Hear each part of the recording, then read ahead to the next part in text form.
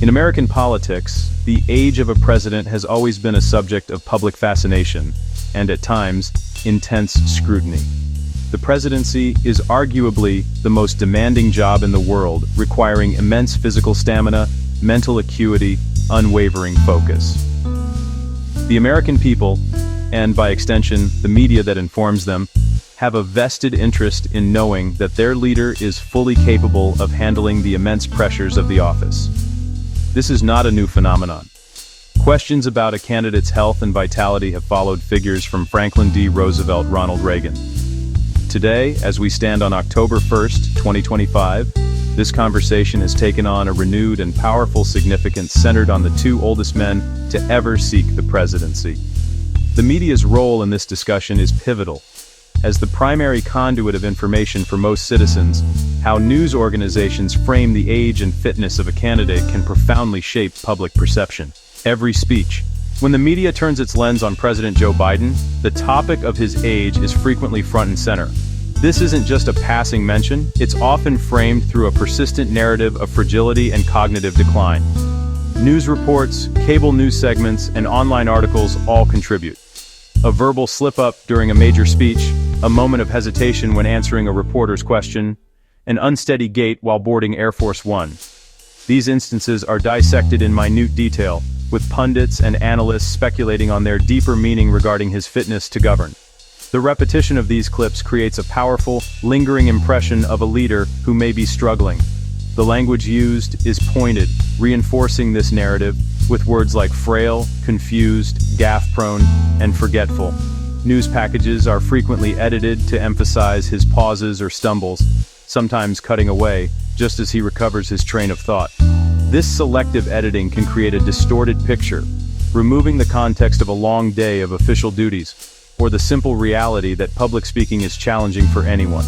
The cumulative effect is a portrayal that leans heavily into the stereotype of an elderly man losing his grasp, rather than a seasoned leader navigating the complexities of his office. This constant scrutiny creates a feedback loop where every public appearance becomes a high-stakes performance, judged not on policy but on perceived vitality. The narrative, once set, becomes difficult to challenge, shaping political discourse and leaving voters to weigh perception against reality. In stark contrast, the media coverage of former President Donald Trump often presents a different narrative regarding his age, despite the small 3-year difference between him and President Biden. While his age is occasionally mentioned, it is rarely framed as a central concern about his fitness for office. Instead, the focus frequently shifts to his perceived energy and stamina. News reports often highlight his ability to deliver long, freewheeling speeches at rallies that can last for 90 minutes or more. These events are portrayed as evidence of his vitality and his powerful connection with his supporters, creating an image of a leader who is anything but frail or tired. The language used to describe Donald Trump's public persona often emphasizes strength and dynamism.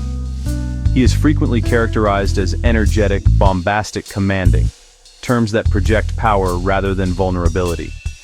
Even his verbal missteps, which are not infrequent, are often treated differently than President Biden's.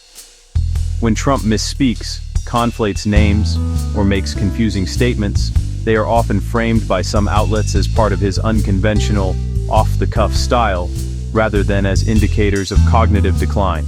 This portrayal reinforces the narrative of a robust and tireless figure, deflecting concerns that might otherwise arise about his age. The starkly different ways the media portray the ages of Joe Biden and Donald Trump have profound implications for our democracy and the fairness of our political process. When one candidate is consistently framed as frail and mentally declining, while another of a similar age is presented as energetic and powerful, it creates an uneven playing field. This disparity in coverage can unfairly influence public perception, leading voters to base their decisions not on a balanced assessment of both candidates' policies and capabilities, but on a media-constructed narrative of fitness. This selective focus can distort reality, making age a disproportionate factor for one candidate, while largely absolving the other from the same level of scrutiny.